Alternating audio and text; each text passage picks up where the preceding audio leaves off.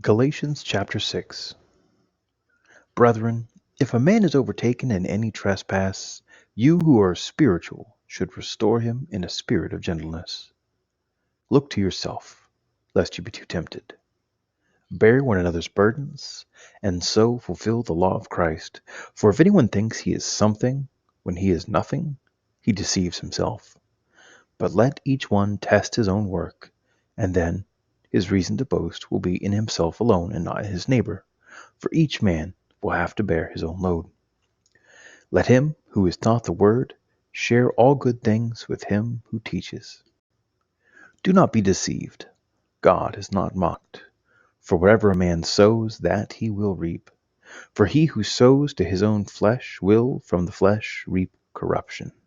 But he who sows to the Spirit will reap from the Spirit eternal life. And let us not grow weary in well-doing, for in due season we shall reap, if we do not lose heart. So then, as we have opportunity, let us do good to all men, and especially to those who are of the household of faith.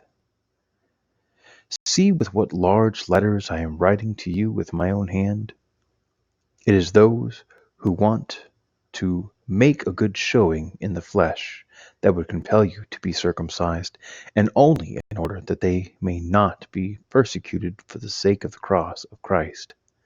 For even those who receive circumcision do not themselves keep the law, but they desire to have you circumcised, that they may glory in your flesh.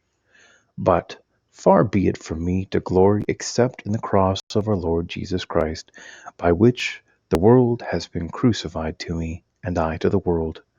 For neither circumcision counts for anything, nor uncircumcision, but a new creation. Peace and mercy be upon all who walk by this rule, upon the Israel of God. Henceforth let no man trouble me, for I bear on my body the marks of Jesus. The grace of our Lord Jesus Christ be with your spirit, brethren. Amen.